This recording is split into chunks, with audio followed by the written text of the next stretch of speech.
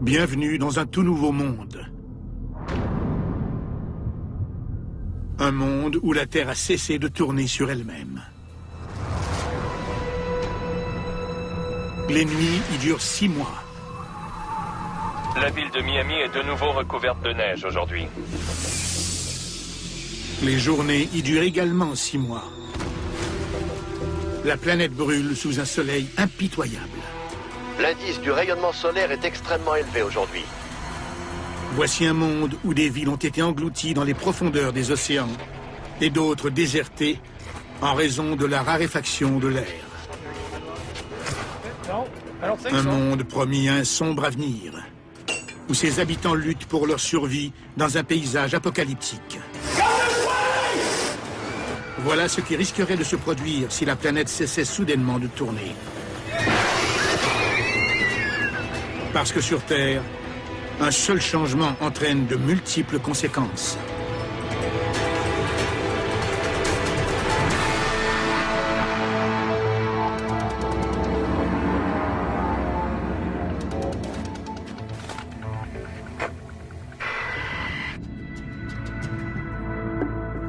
C'est un fait scientifique. Les planètes tournent sur elles-mêmes. Notre système solaire s'est formé il y a 4,5 milliards d'années, issu d'un nuage de gaz et de poussière en rotation.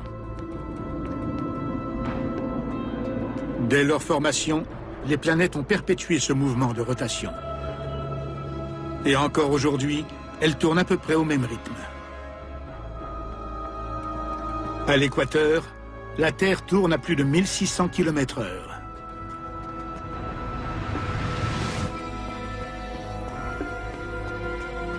La Terre ralentit peu à peu,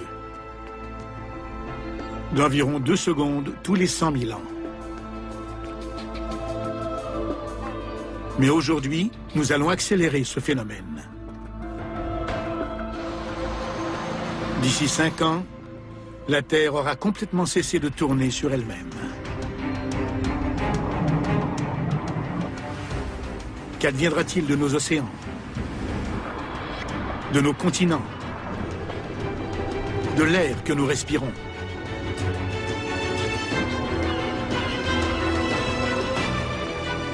Qu'adviendra-t-il de nous?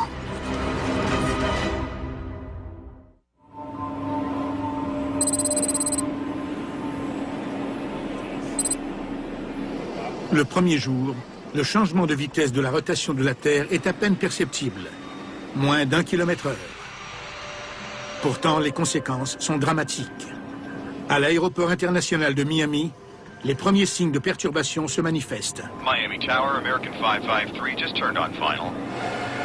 La plupart des avions commerciaux se dirigent à l'aide de systèmes GPS, qui permettent de déterminer la position de l'appareil grâce à des signaux émis par des satellites. L'une des composantes essentielles de ce système de localisation est le temps. Les horloges des satellites sont en contact quasi permanent avec le sol. Le gouvernement américain règle l'heure grâce à des horloges atomiques, les plus précises qui soient. Le ralentissement de la Terre ne dérègle pas ces horloges. Par contre, les systèmes au sol qui communiquent avec les satellites ne se trouvent plus à l'endroit présumé par ces satellites.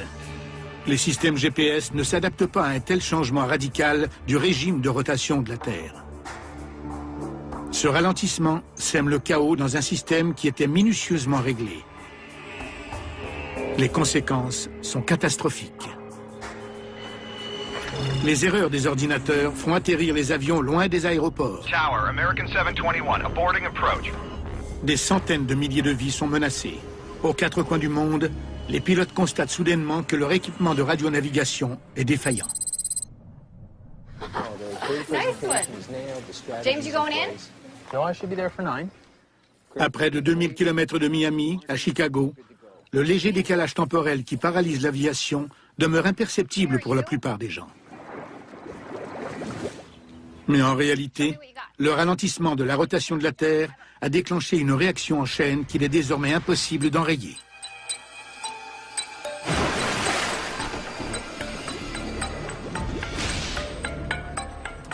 Nous réglons périodiquement nos horloges pour les synchroniser avec Dame Nature.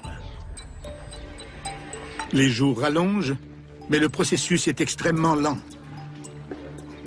Cela nous donne le temps de nous y adapter. Mais s'il faisait encore nuit à 9 heures,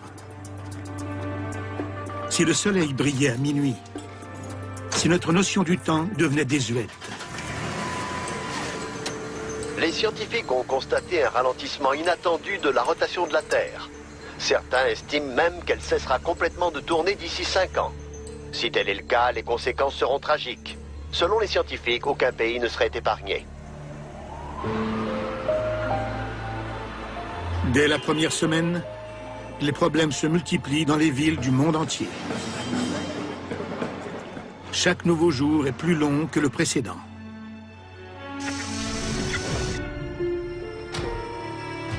Les secondes et les minutes deviendront bientôt des heures et des jours.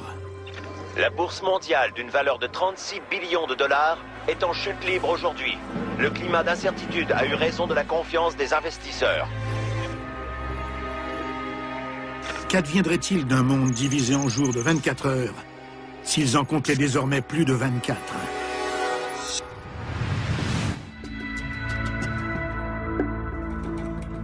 La Terre, qui tourne de plus en plus lentement, pose d'abord un problème temporel. Mais après 2 semaines, un second problème se manifeste, encore plus critique. Les océans. Notre planète présente un renflement. Elle est plus bombée au centre qu'aux 2 pôles. Sa rotation est l'une des forces qui gardent l'eau en place au niveau de l'équateur.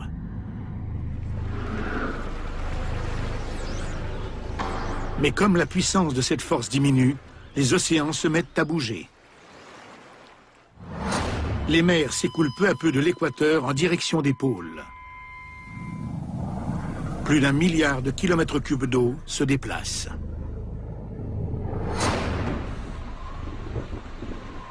Ce sont les régions nordiques comme l'Arctique canadien qui sonnent l'alarme en premier.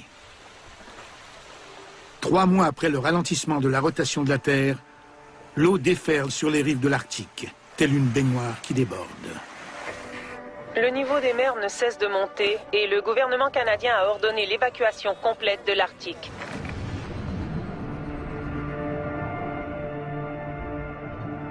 Le ralentissement de la rotation de la Terre a une autre répercussion menaçante. La variation du niveau des mers entraîne une modification de l'air que l'on respire. L'atmosphère est répartie également autour de la planète et son mouvement de rotation suit le même rythme que celui de la Terre. Maintenant que cette rotation ralentit, l'atmosphère suit les océans qui se déplacent vers les 2 pôles.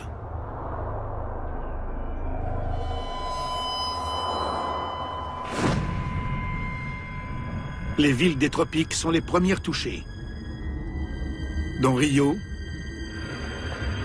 Mumbai et Singapour. L'air y est de plus en plus difficile à respirer. Plus au nord, les villes situées à plus haute altitude commencent aussi à éprouver des ennuis. Aux États-Unis, les adeptes d'escalade au Colorado en souffrent. À une altitude de 1500 mètres, ils ont plutôt l'impression de respirer à 4500 mètres. L'être humain peut ressentir les effets du mal de l'altitude à moins de 2500 mètres.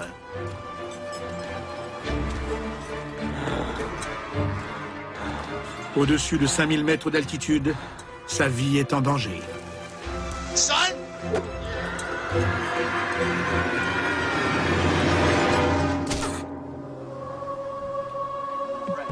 Le monde se transforme à un rythme accéléré et le pire est encore à venir.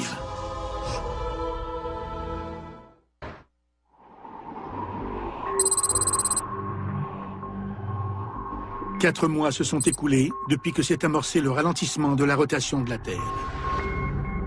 Sa vitesse a diminué de plus de 225 km/h.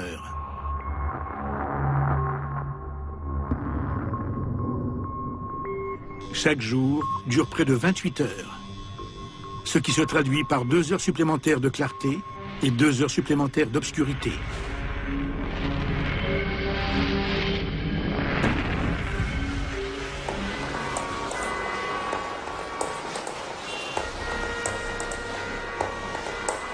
Ce décalage temporel a fait sombrer notre monde, les océans et l'atmosphère dans le chaos. Les autorités russes rapportent que les vastes champs pétrolifères du pays sont submergés. Le pays est aux prises avec une crise du pétrole à l'approche de l'hiver.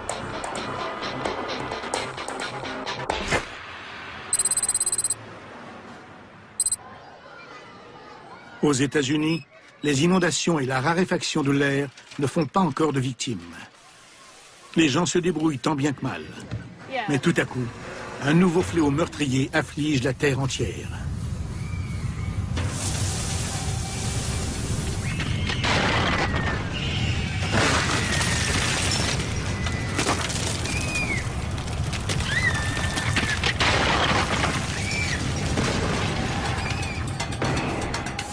Les tremblements de terre. Ils frappent des régions jusque-là insoupçonnées.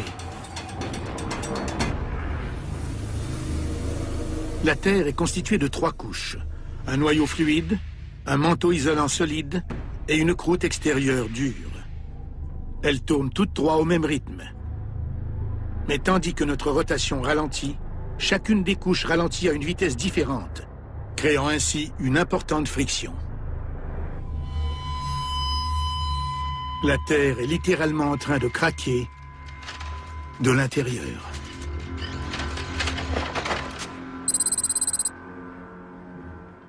Les eaux qui entourent San Francisco ont toujours été sujettes aux tremblements de terre. Mais aujourd'hui, les océanographes constatent une activité sismique d'une intensité jamais vue auparavant. De profondes fissures dans le plancher océanique dégagent une chaleur intense. Des poissons tués par l'explosion flottent à la surface. L'activité volcanique à Chicago et dans ses environs a causé la fermeture de plusieurs grandes artères. Les experts conseillent aux gens de rester à la maison aujourd'hui.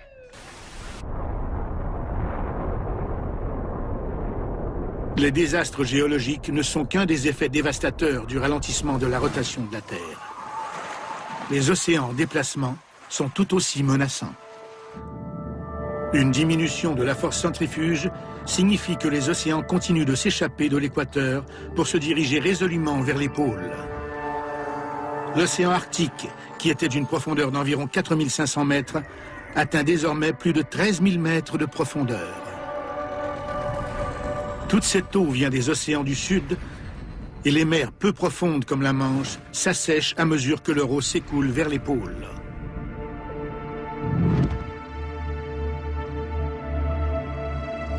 Pour la première fois de l'histoire connue, la Grande-Bretagne est rattachée au continent européen et l'Irlande est reliée à l'Angleterre. Il est désormais possible de marcher de Londres à Paris.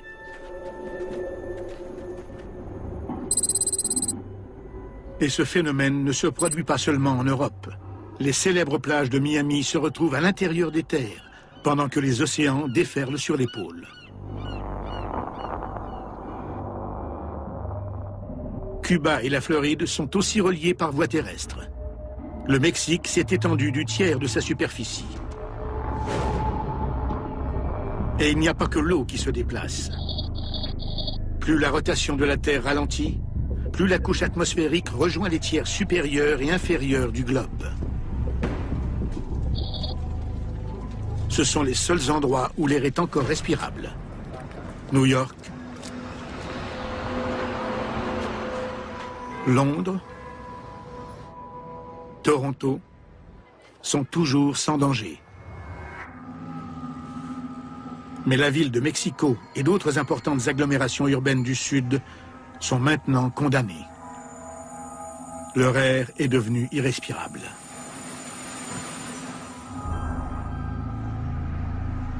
Aux États-Unis, Denver est surnommée la Mile High City. Tandis que l'atmosphère s'amenuise, la ville donne l'impression d'être 3 fois plus élevée en altitude avec une pression de l'air qui rappelle la sensation de respirer à mi-hauteur de l'Everest. Selon les experts, l'air demeurera respirable dans les États à plus basse altitude, comme le Kansas, le Nebraska et l'Oklahoma. L'eau envahit massivement le nord, tandis que l'air se raréfie au sud.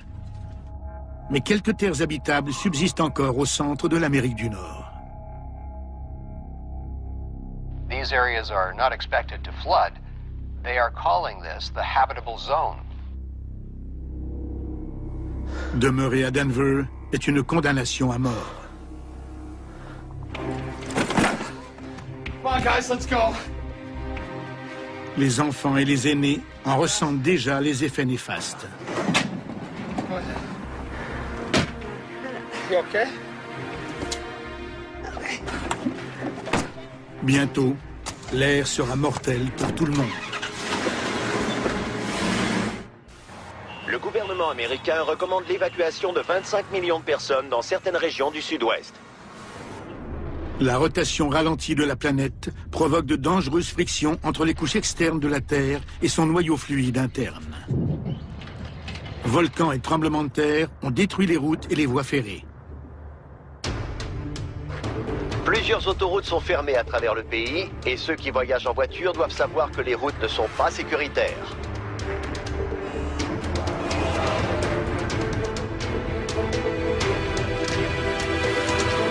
Tremblements de terre, volcans et violences font rage dans tout le pays. Les autorités préviennent ceux qui doivent voyager qu'elles ont peu de mesures de protection à leur offrir.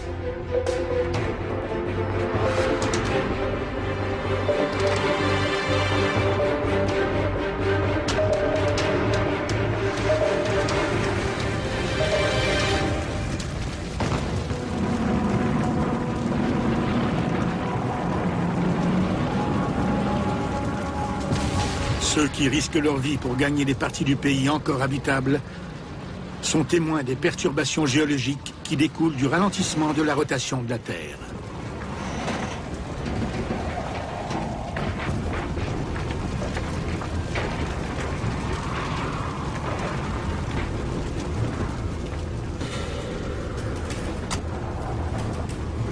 Tandis que les tremblements de terre dévastent le Midwest, le retrait des océans prive les grandes villes côtières de leur accès à l'eau. New York, Boston et Halifax se trouvent maintenant à l'intérieur des terres. L'Australie et l'Indonésie se sont réunis pour former un nouveau continent. Et la côte peu profonde de l'Asie n'a plus rien d'une côte.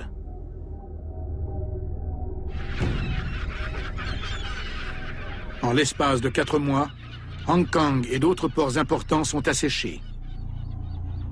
Le transport maritime est paralysé aux 4 coins de la planète.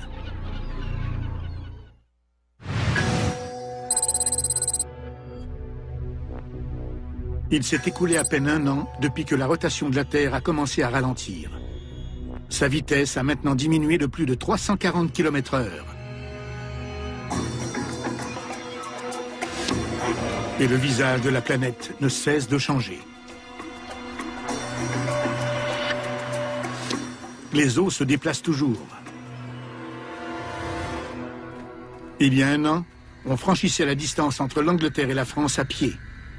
Mais ce ne sera bientôt plus possible. Au début, les zones peu profondes autour de l'Europe continentale se sont asséchées, alors que l'océan Atlantique convergeait vers le pôle Nord. Mais maintenant que les mers polaires se gonflent, le Royaume-Uni et une grande partie de l'Europe sont engloutis par un nouvel océan.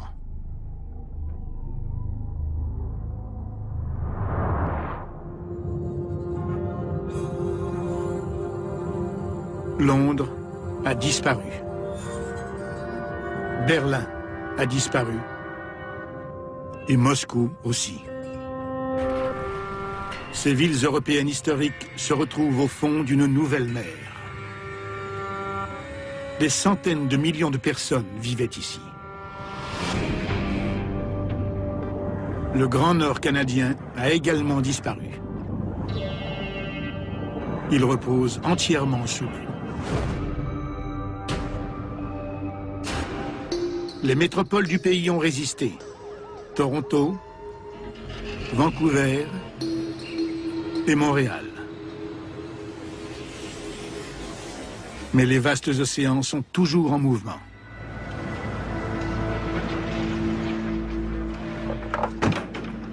En Amérique du Nord, ceux qui ont survécu au voyage commencent à arriver au Kansas. Un campus universitaire a été réquisitionné. Les scientifiques s'affairent à créer un refuge dans ce qu'ils estiment être l'endroit le plus sûr des États-Unis. Aucun risque d'inondation, de l'air à profusion et peu de secousses sismiques. Mais ils rencontreront un obstacle de taille. Il n'y a pas de livraison de nourriture dans ce monde sans dessus-dessous. Les routes sont impraticables. Si les réfugiés veulent manger, ils devront produire leur nourriture sur place. Le désastre est d'une ampleur exceptionnelle, du jamais vu. Les survivants qui ont réussi à se rendre jusqu'ici sont livrés à eux-mêmes. La lutte promet d'être difficile. Et pourtant, ils comptent parmi les plus chanceux.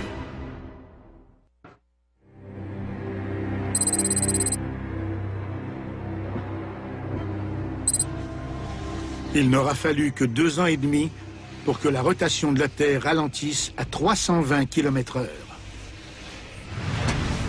Sa vitesse a donc diminué de 1200 km/h. Des pays entiers sont submergés, tandis qu'à d'autres endroits, l'air est devenu irrespirable.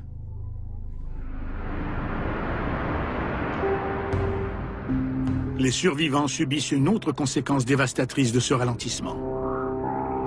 Aux 4 coins du monde, des gens tentent désespérément de dormir. Chaque journée dure maintenant 2 jours et demi plus longtemps. C'est la même chose pour chaque nuit. L'être humain n'est pas fait pour dormir dans un monde où il fait jour pendant plus de 60 heures consécutives. Il ressent la même sensation qu'un décalage horaire, mais cette fois, c'est un état permanent.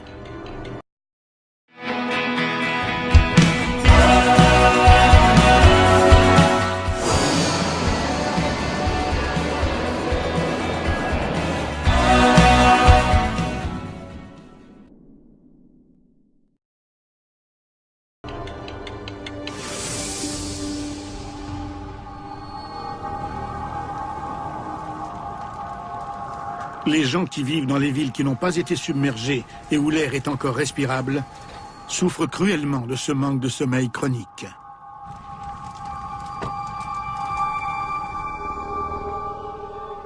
Ils ont la vue embrouillée et ils manquent de contrôle musculaire. Hey, you okay?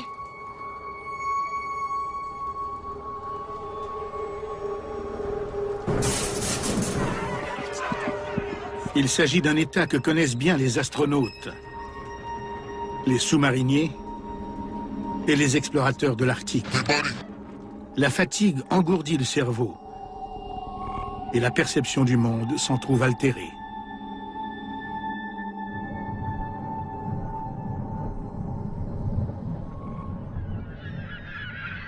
Le ralentissement de la rotation de la Terre a un effet tout aussi dévastateur chez les animaux. L'allongement des jours provoque la migration de la plupart des mammifères. Les jours sont de plus en plus longs. Des oiseaux migrateurs périssent car ils n'arrivent pas à gagner le sud à temps. Et ils gèlent pendant les longues périodes de noirceur et de froid. D'autres espèces subissent le même sort. Les caribous, les papillons monarques, les zèbres. Tous sont condamnés à l'extinction sur cette terre qui ralentit peu à peu.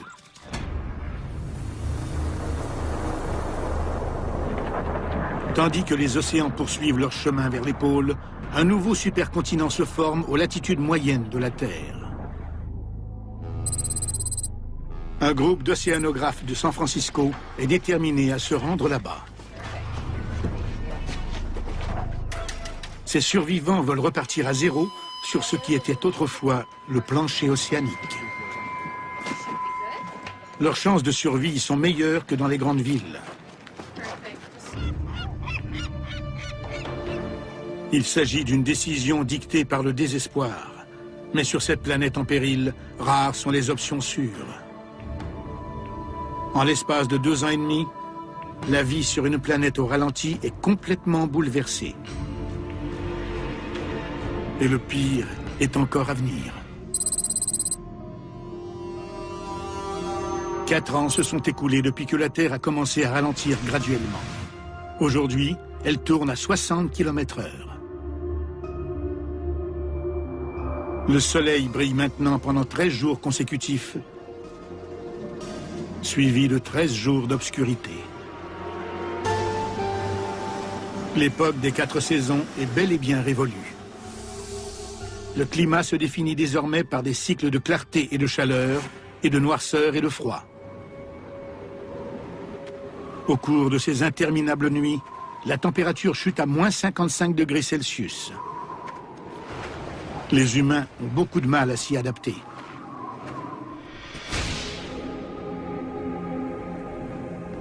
Les villes nord-américaines ont été englouties par les océans Atlantique et Pacifique, qui ne forment plus qu'un.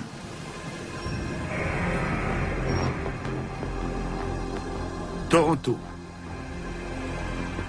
Halifax, Boston.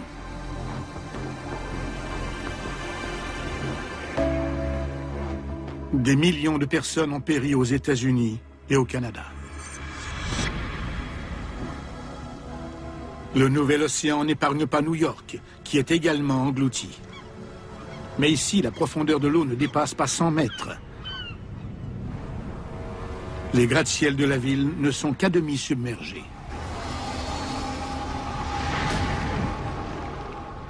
Chicago, l'une des villes les plus au sud de la région des Grands Lacs, se fait finalement engloutir par l'océan.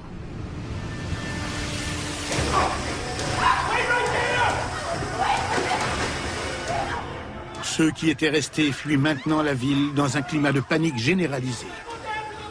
L'eau commence à s'infiltrer dans le métro et elle coule à flot dans les égouts.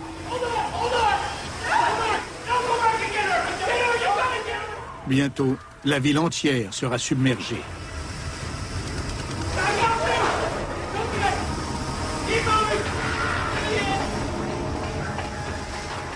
Dans un monde où les vastes océans sont encore en déplacement, il reste très peu d'endroits sûrs.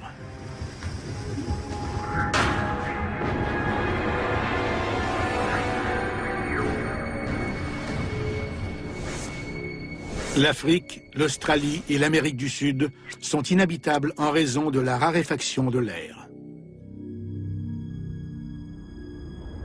Près de l'équateur, on a l'impression de respirer à 10 000 mètres d'altitude, ce qui dépasse le sommet du mont Everest. De grandes métropoles sont dévastées et désertes. Mais un continent équatorial émerge où se trouvait jadis un océan.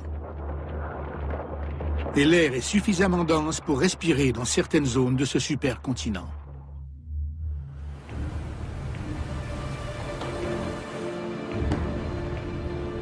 Un navire avec à son bord de jeunes explorateurs met le cap vers l'ouest pour établir une nouvelle colonie sur ce qui était le plancher océanique. Leur périple est dangereux. Les systèmes GPS ne fonctionnent plus sur la Terre ralentie. Même les cartes marines sont désuètes, les océans étant en perpétuel mouvement.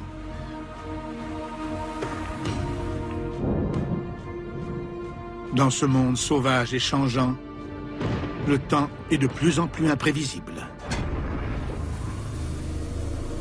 La rotation de la Terre engendre des vents d'est constants dans l'hémisphère nord et des vents d'ouest dans l'hémisphère sud.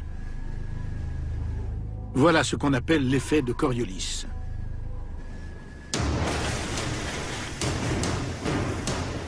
Mais à mesure que la rotation de la Terre ralentit, la configuration des vents devient imprévisible.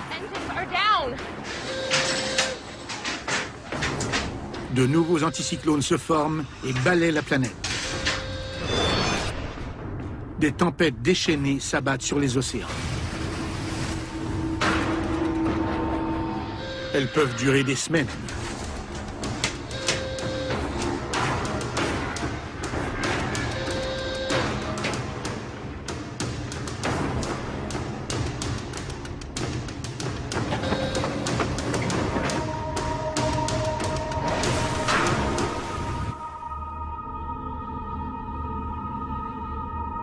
Le temps change sur la planète entière. 13 jours d'obscurité entraînent des vagues d'un froid glacial aux 4 coins du globe.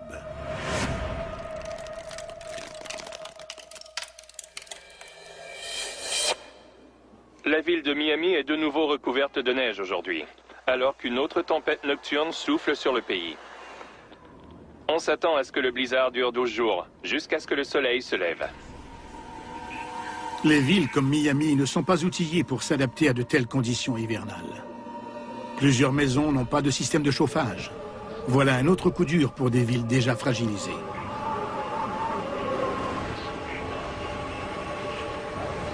Et la vie sur Terre promet de devenir encore plus pénible.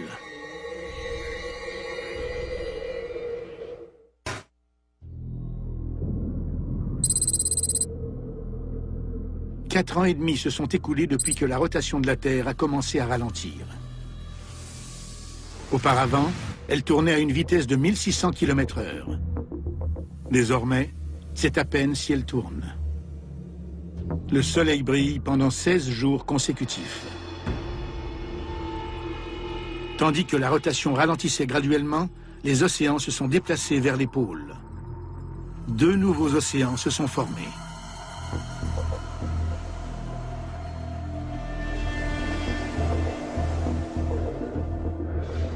Le Kansas se trouve maintenant sur la côte de la nouvelle mer du Nord, puissante et profonde de 16 km.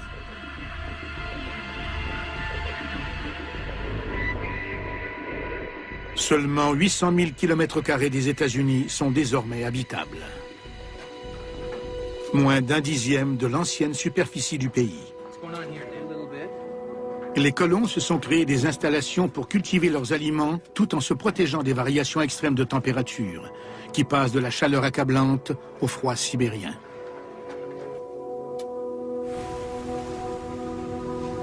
Les nouveaux océans offrent les meilleures chances de se nourrir. Avec l'inondation des continents, ils sont devenus riches en substances nutritives. Les poissons ont de la nourriture à profusion. Les espèces d'eau chaude sont mortes avec la destruction des écosystèmes côtiers, asséchés ou inondés par le déplacement des océans. Plusieurs poissons d'eau froide ont survécu, comme la morue, le maquereau et le thon.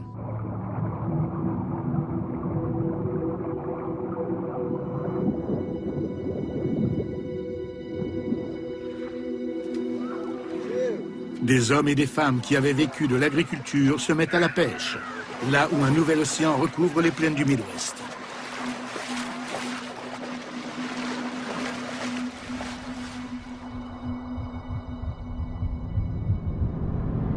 Au cours des interminables nuits froides, les réfugiés travaillent en équipe, pêchant le poisson dans des eaux glaciales. Ils rapportent leur prise à la colonie. Ils risquent leur vie à moins 55 degrés Celsius, une température que le corps humain ne peut supporter que quelques minutes. Mais la pêche sur glace ne suffit pas à nourrir le nombre toujours croissant de réfugiés nord-américains.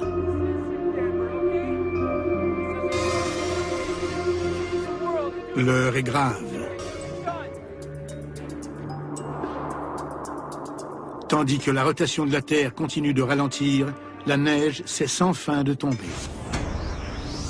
L'effet de Coriolis dû à la rotation de la Terre contrôlait les conditions météorologiques, mais il est désormais négligeable. Les tempêtes sont de plus en plus prévisibles. Une rotation ralentie donne naissance à un régime climatique plus stable. Mais il y a encore d'importantes variations de température entre les journées torrides et les nuits froides.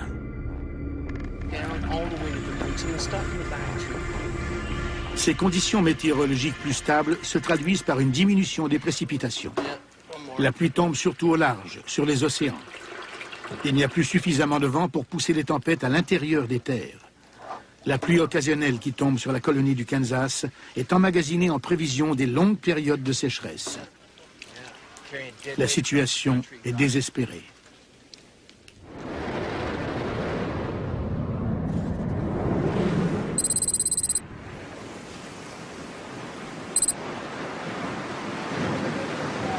En mer, les océanographes qui sont partis de San Francisco s'échouent sur le supercontinent.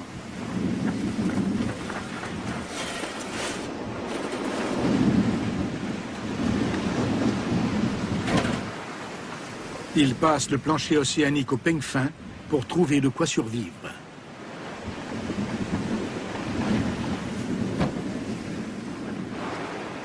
Leur décision de vivre isolés là où se trouvait auparavant l'océan est risquée. Contrairement aux réfugiés installés au Kansas, ils ne disposent que des ressources qu'ils ont emportées avec eux et de ce qu'ils parviendront à récupérer. Par contre, s'ils réussissent, ils jouiront de la plus vaste superficie de terre habitable de la planète.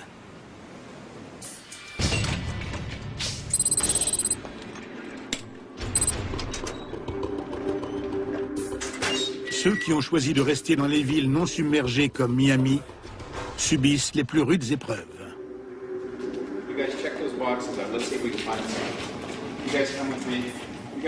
Ici, la vie est sauvage. Il n'y a presque rien à manger. Les coupures d'électricité sont monnaie courante. L'eau potable est difficile à trouver. Il n'y a plus de livraison de denrées alimentaires, que ce soit par voie terrestre ou maritime. Le confort que procuraient les progrès technologiques est chose du passé. Quand les ressources disponibles seront épuisées, Miami n'aura plus rien à offrir à ses habitants.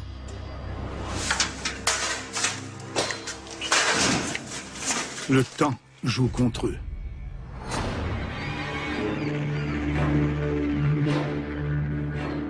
Certains, voyant la fin approcher, décident de partir. Ils doivent trouver un endroit qui n'est pas enclavé comme Miami. Pour survivre dans ce monde profondément désorganisé, un accès à l'eau est indispensable. Mais cette eau se trouve à des milliers de kilomètres.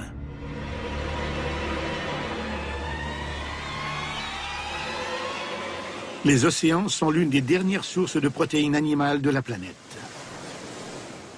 Une nouvelle colonie s'établit au milieu du Pacifique. On installe un camp de base rudimentaire pour se faire à manger et se mettre à l'abri. L'énergie éolienne est exploitée pour générer de l'électricité. Le plancher océanique s'assèche peu à peu. L'agriculture sera bientôt possible sur les rives de l'océan du Nord.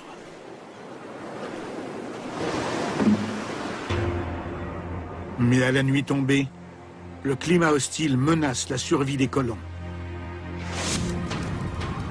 Plus de 16 jours consécutifs d'un froid sibérien sous des abris de fortune, exposés aux intempéries sur le supercontinent. Sans compter que lorsque la Terre cessera complètement de tourner, d'autres changements funestes affecteront la planète.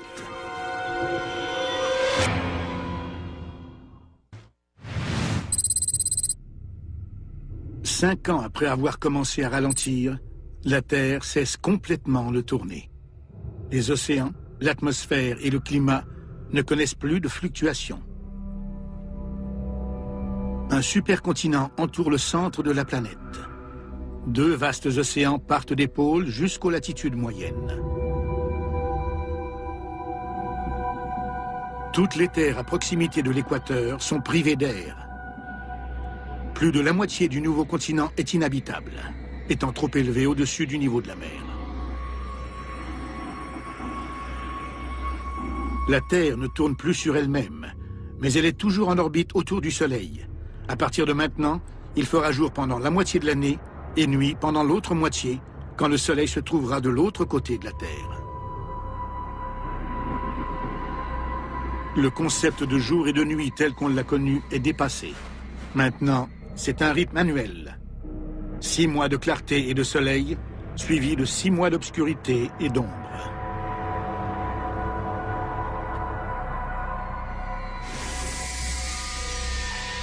Le Soleil projette ses rayons foudroyants sur la Terre.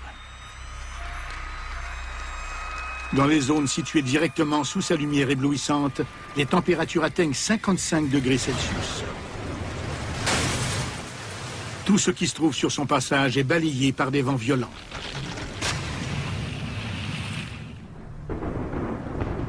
Dans les régions exposées moins directement aux rayons ardents du Soleil, les conséquences sont moins meurtrières.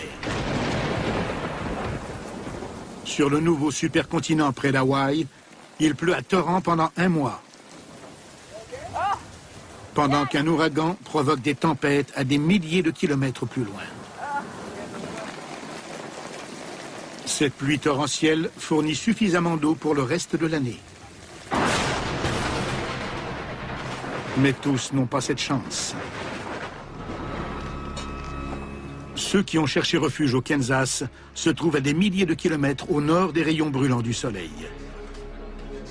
Ils comprennent qu'avec le climat stable d'une terre immobile, il ne pleuvra plus jamais chez eux.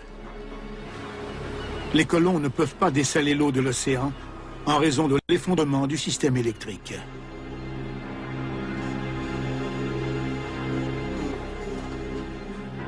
Le monde n'a plus qu'un seul régime climatique, entièrement régi par le Soleil.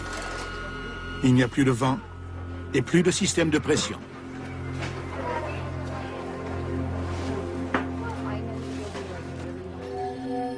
La longue nuit noire porte le coup de grâce.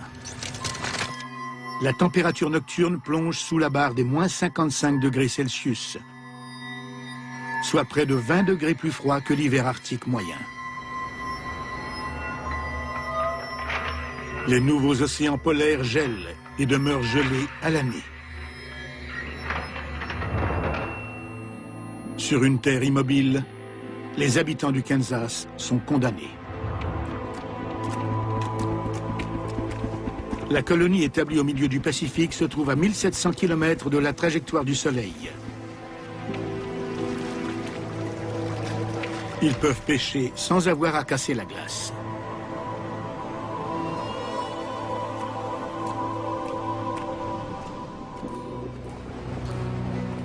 Un an s'écoule. Plus de 6,5 milliards d'êtres humains ont péri.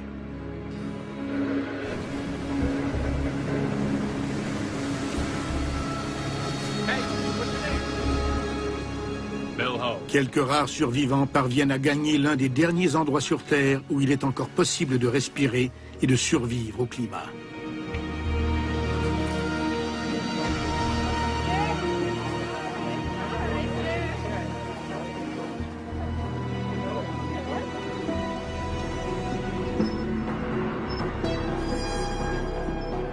Le cycle d'obscurité et de lumière, de froid et de chaleur,